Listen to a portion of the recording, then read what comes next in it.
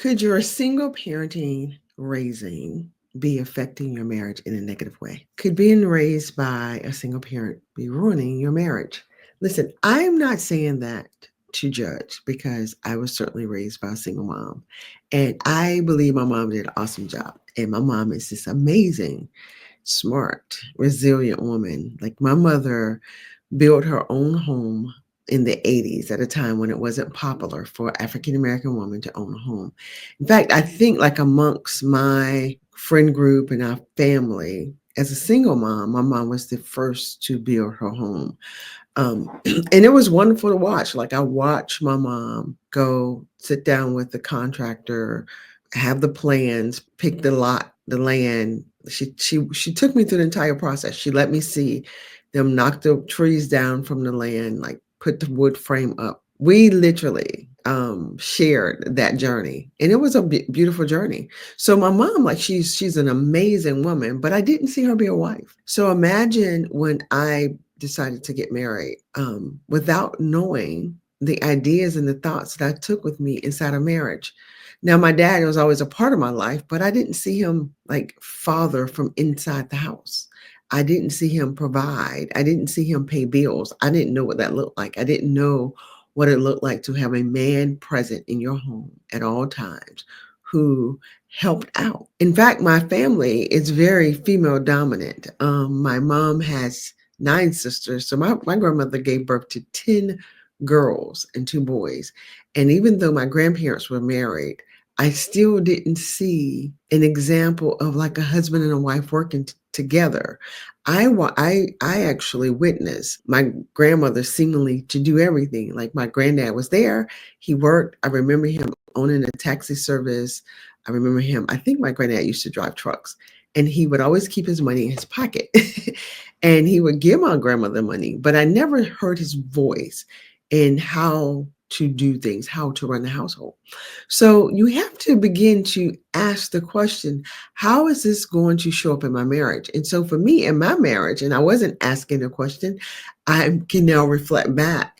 In my marriage, it certainly almost ruined the marriage because I had to control everything when Andre and I first got married. I thought I was like being a team player, a good partner. We would sit down and we have these really interesting conversations about the plan. What are we going to do about, A or B situation? We would come up with an entire plan together, and Andre would voice his thoughts about it. And I would be like, okay, yeah, that sounds good. Well, overnight, in the middle of the night, I would come up with a better plan, something I thought could work better. And in the morning, I would sit down, or not even sit down, would just be like, no, I thought about this is what we should do. And I would change everything. And I did this year after year after year. And I remember how, not like now looking back, it would deflate him. How what we don't realize as women is when we take control, when we decide that we are smarter than our husbands, we create in them a sense of inadequacy. And perhaps like it's because I know for me historically, I really thought I was smarter than Andre. I thought there were certain things that I knew better than him. Now I had watched this man do some amazing things, but I was still, because of my ingrained, I was used to the woman taking care of everything. I knew how to trust my mother in doing everything, but I never knew how to rely on or trust that a man would take care of things. And so that was the second thing that I was doing in the marriage that could have ruined the marriage. I didn't trust them. And many times we think of trust, we just think of it in terms of relationship and adultery and all that kind of thing. No, I didn't trust my husband would pay a bill. If he said he was going to pay it, I was constantly, did you pay the bill? Did you pay it? Did you do it? Did you do it? Like, I remember there would be times like 2 a.m. I would wake him up and be like, did you pay that bill? You said you was going to pay the bill. Did you pay it? And he would be like, I'm going to pay it in the morning. Like, I did say I would pay it. Give me some time. I told you I would pay it on this day at this time. I'm going to do it. But I didn't trust him because I'd never seen anyone but my mom handle things. And so I knew I could rely on my mother. I even had this thing where for the most part, I trust other women. I knew women would come through for me because I had witnessed that. I had seen that, but I had not experienced that with a man. My dad didn't always come through. Like, I could call and say, hey, we need something. And then I wouldn't hear from him for days. So inside of me was this internal thing constantly running where I didn't trust. And so this was showing up in my marriage where I was micromanaging. I had to put my hands on everything. I had to like know what to do, and I had to come up with a way to do it, and wasn't sure if Andre said he could do it or would do it if he would really come through. So these kind of things. So I want you to think about it. Like, were you raised by a single mom or even a single dad? And have you just sit down long enough to consider, how is this showing up in my marriage? And is this affecting my marriage in a negative way? The third thing I realized that I had some really unhealthy, unrealistic expectations of Andre, of what a husband was. Like, we grew up hearing that a husband and a man is a provider, but I just thought financially. I didn't even know to think in terms of that he provided for me emotionally. He provided for me spiritually. I didn't even know to think those things in the early parts of our marriage. And so I had this false expectation. Like, I remember this is silly, as silly as this sounds, but I remember when we first got married. Andre and I lived together for 2 years. I think it was almost 2 years before we got married. And then we got married, and all of a sudden I expected him to put gas in the car. Like, now, mind you, I'd spent all my life and all these years going by gas stations, and I could always fill up the car myself. But the moment we got married, I had this immediate expectation that it was his job to put gas in the car. And I would drive past a gas station to come home with the gas all my own E to tell him he needed to go and put gas in my car. He didn't understand where this came from, because it was like, you've been putting gas in your car. I don't mind, but I don't understand why you drove past the gas station for me to put the gas in the car. Well, I would watch. One thing I did see my dad do is he always kept gas in his wife's car. Like, I never saw Sheila pump gas. Sheila's my stepmom. So I thought, well, that's the one thing I knew or expected Andre to do, was to pump the gas. Now, we figured that out, but also when we grow up in a house where our father isn't present in the home and we don't get to see a couple work together, many of us in my age group, I'm in my 50s or younger, if we grew up with the Cosby Show, we begin to have this Cliff and Claire idea of marriage. We wanted our husbands to be like the Cosby Show. We wanted him to be funny and charismatic and take care of his wife. But here's the thing, these was roles that people were playing on TV. They were unrealistic. So I'm inviting you this morning to start thinking about, has your single parenting raising affected the way you are being a wife to your husband? Tomorrow I'll talk about husbands to their wives, right? But today I just really want you to ask yourself, how is this showing up? Because I can still remember the day God said to me, your house is out of order. And I was like, wait, what? God spoke to me and he said, Kenesha, your house is out of order. And he was letting me know that I had become the dominant in my marriage and in my relationship. And because my house was out of order, my house was in constant chaos. And I know there are going to be some of you all who think, I can't trust my husband to take care of things. He's irresponsible. He do this. You don't understand.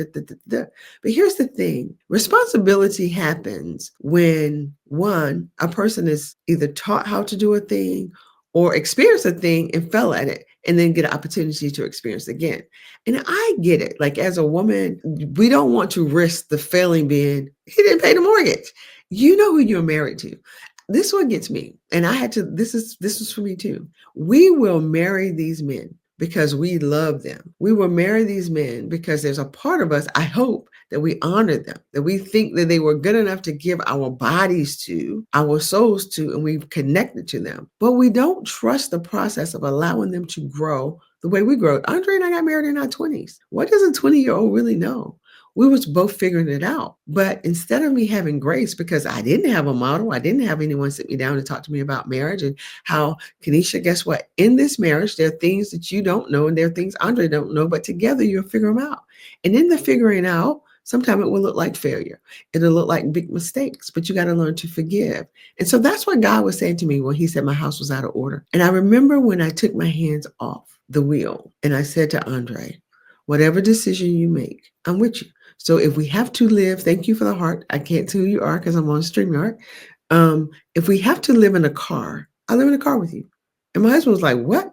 I said, listen, I'm not going to dominate no more. I'm letting go. God told me the house is out of order.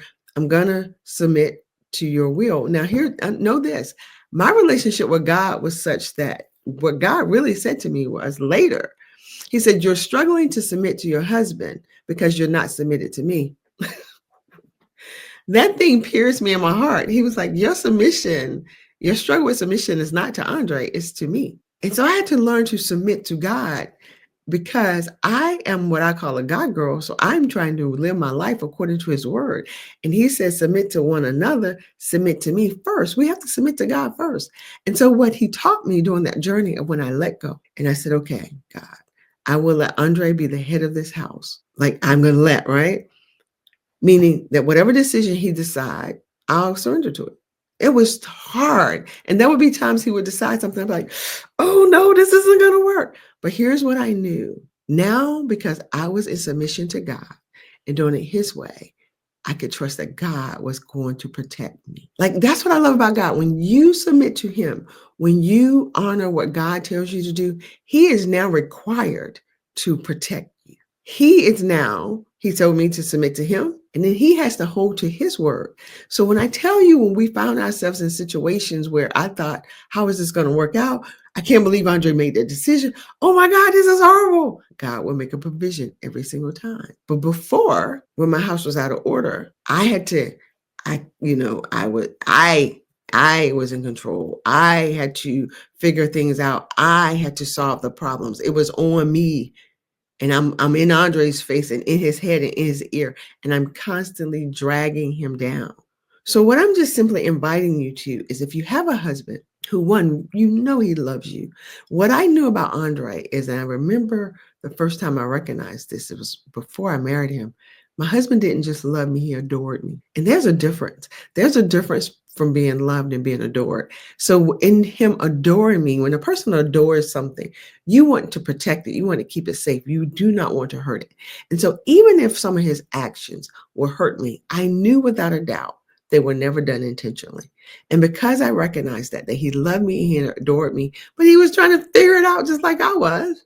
When I learned that, when I got that in my soul, I could let go because I knew God would protect me and that my husband loves and adores me. And he wants the best for me, even if it doesn't always look like it or feel like it. And so if you're married to that kind of man who is just trying to figure it out, who he loves you and he adores you, and he would not intentionally bring harm to you, you've got to learn to let go and let him be the man and the head of the house. Because if you don't, what you're creating in him a feeling of inadequacy. And for a man, the greatest fear is to be inadequate. And so imagine operating from inadequacy all the time. He is on full alert at all times. And so that is why you are pushing and saying, you need to decide, you need to decide, you need to decide. Well, forget it. If you want to decide, I'll decide for you. It takes men longer to process because they stop and they contemplate and they're looking at all angles. So allow that man time. And if you are if you're a God girl, trust God. Don't trust your husband, trust God. The other reason you want to stop doing this is because not only are you creating inadequacy in your husband, you are creating division in the marriage. Because again, anytime we're operating from a position of you're right, I'm wrong, I'm right, you're wrong, I'm going to do this better than you, we're not a team. We're operating in opposition. And when we're opponents, somebody has to be the winner. And I promise you, anytime a marriage is established on the notion that someone wins, it also means that someone loses. And if someone loses, the marriage loses. So I encourage you to take time, do what the Bible says to do. He says, do not conform to the patterns of this world. The only way you can't conform to the patterns, meaning the things you may grew up seeing your mom do for years because you did not have an example of a wife. You had an example of a woman, you had an example of a mother, but you might not have an example of a wife in your home. If you don't know what that is, begin to evaluate what patterns are in your life that's showing up in your marriage that could be ruining your marriage. Take that to God.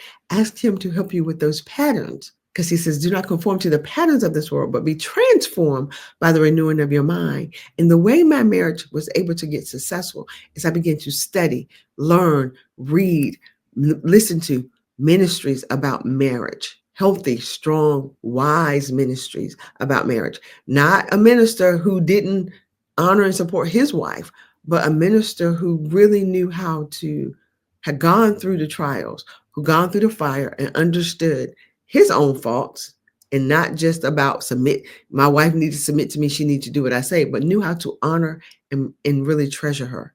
And I was able to learn how to do that. And my husband, over time, learned how to be a leader in the household.